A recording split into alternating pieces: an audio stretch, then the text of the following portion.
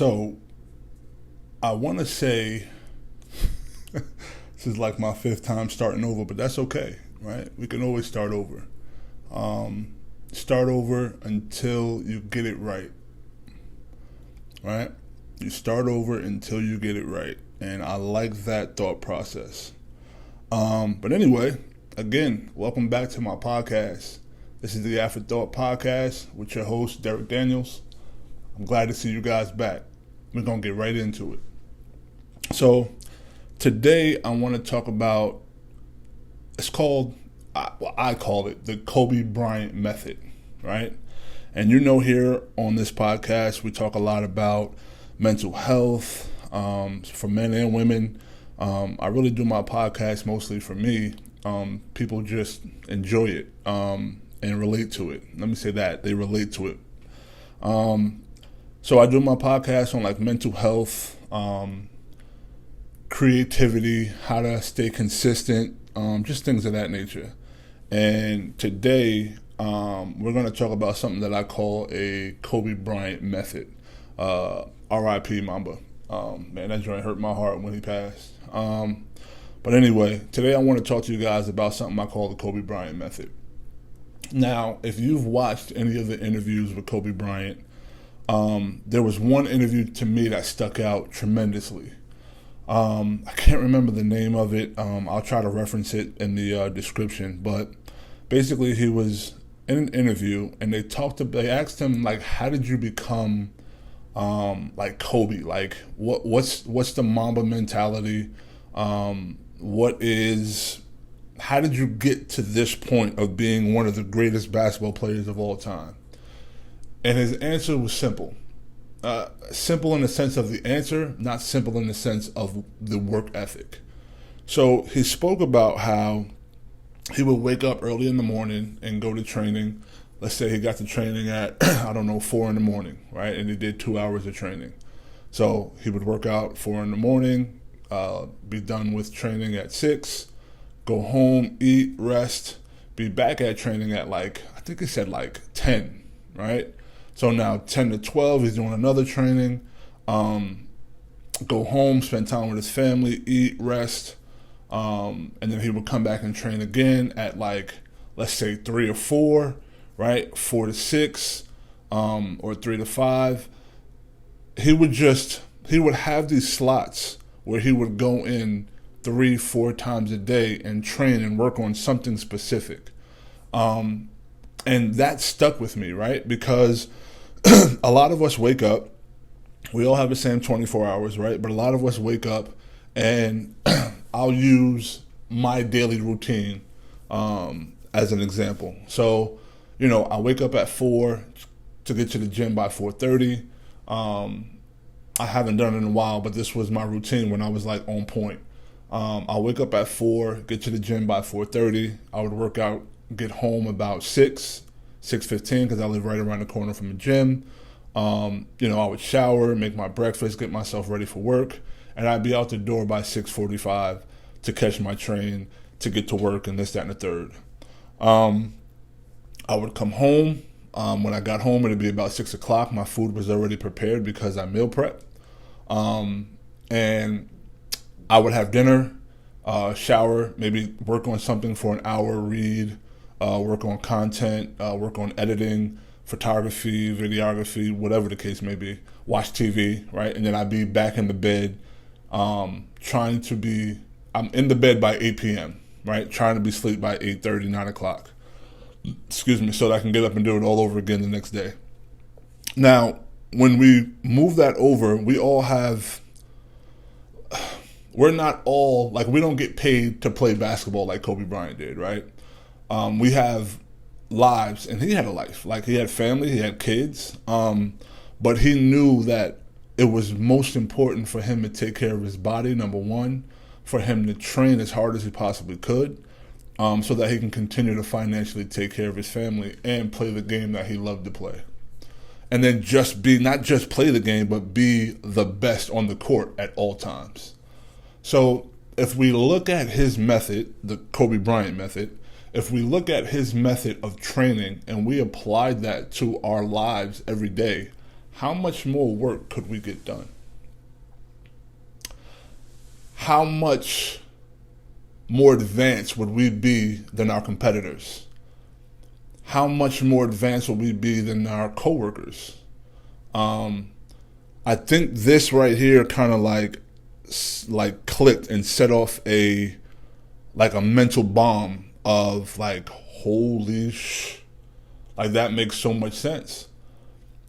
I don't know about but I complain a lot about, man, it's just not enough time in the day, and I want to do all these things, right? I want to be a great photographer, right? I want to be a great father. I want to be a great, my job, like academic advisor. Like I want to be great at that, right? I want to be great in everything that I do with every person that I come into contact with. And this Kobe Bryant method has changed my perception on how to be great. It's not, we jump from the start to being great, and we don't look at the journey, right? And I think with this method, he speaks about how if he went in the gym or he trained 3 to 4 times a day, the average person would train maybe once or twice a day, right? So it doesn't matter how hard you train if you go in once or twice a day. It doesn't matter how focused you are for that hour or for that training once or twice a day.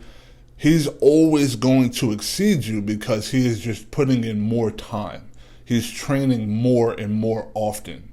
So this is how Kobe became one of the greatest basketball players of all time, because he was willing to do what most aren't. I played college basketball. I knew a few guys that's in the NBA that played overseas. I know a few guys. And when they train, they might train, you got 2-a-days, right? They might train twice a day. They might get up in the morning and let's say they go lift weights, right? They lift weights, do cardio, that kind of stuff, right? Mostly, let's just say weightlifting.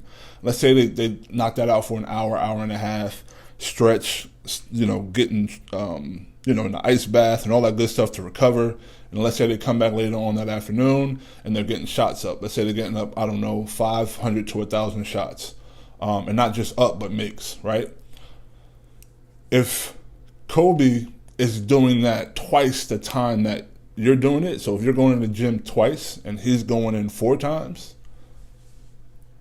over a week, just imagine the separation. Over a month, imagine the separation. Over a year, imagine the separation. This method is something that I think about often lately because, again, I want to be the best at what I do.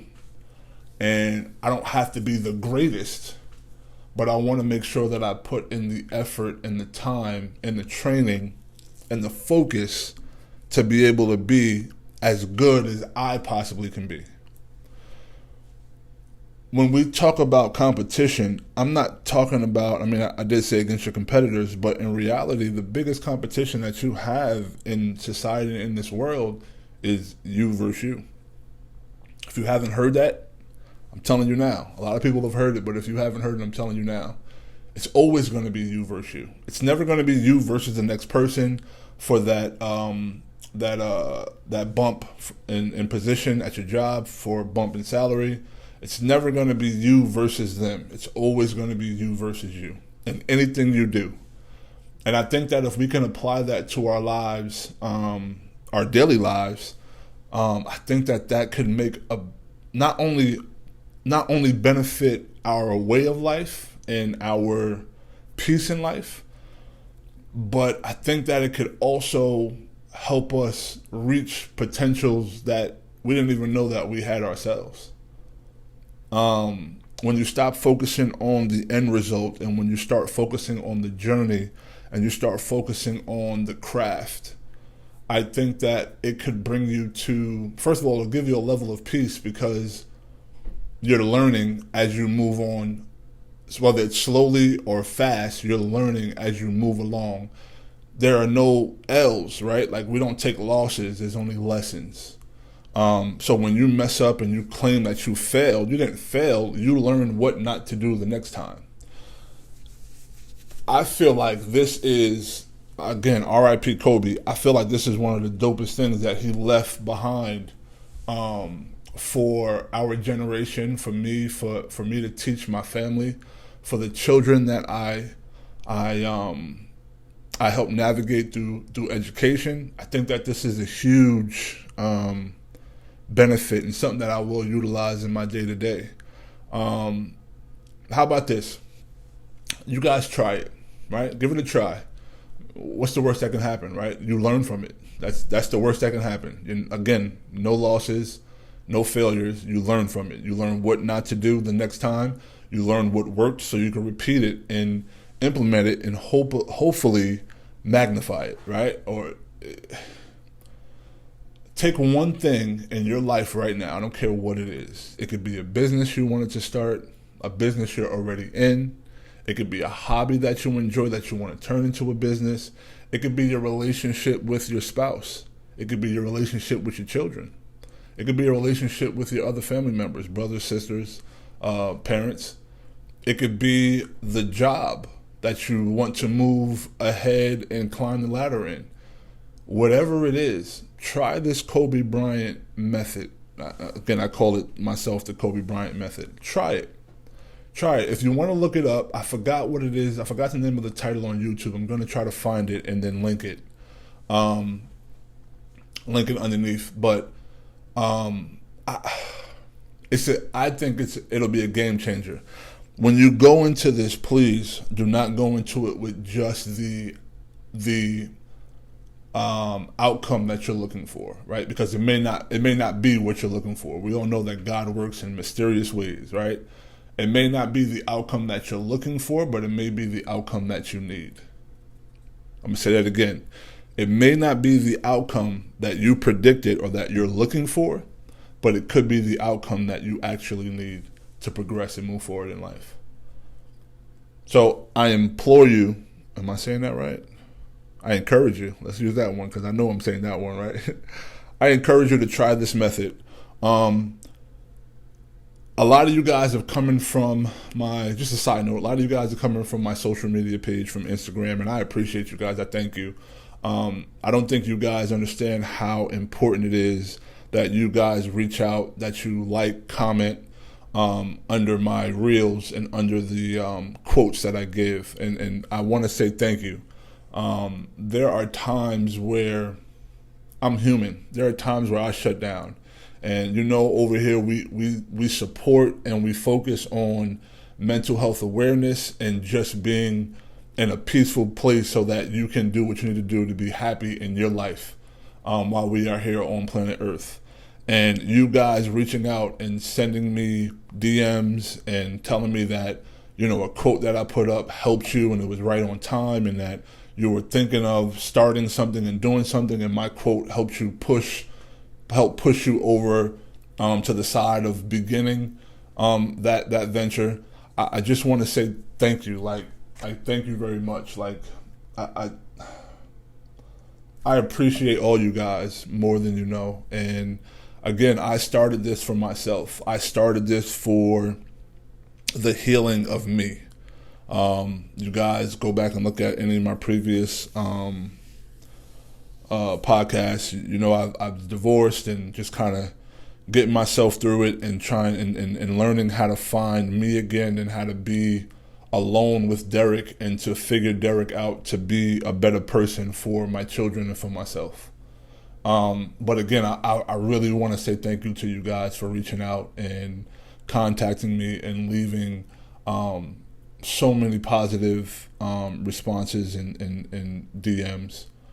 And I appreciate you guys for that. If you guys don't see me, it won't be because I stopped doing it. It's just because I needed some time, right? I don't have to be going through anything, but I just needed some time, right?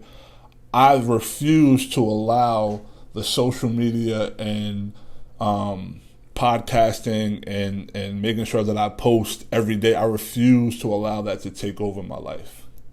But I do want to continue to make content for not just myself, but for you guys now. Again, thank you so much for your love, for your support, for your words. I appreciate you guys. Again, let's try this week. Let's try the Kobe Bryant method, right? The Kobe Bryant method. I made that up. I think. Don't quote me. I think I did. But again, let's have a great week. Great weekend whenever I decide to post this thing. And I appreciate you guys. So I want to thank you again for joining me for this episode of the Afterthought podcast with me, your host, Derek Daniels. I appreciate you guys, and I'll see you again soon. All right? Make sure you love someone. All right? Tell them you love them. Make sure you tell them you love them. Forget loving them. Tell them you love them. All right? I appreciate you guys. Peace.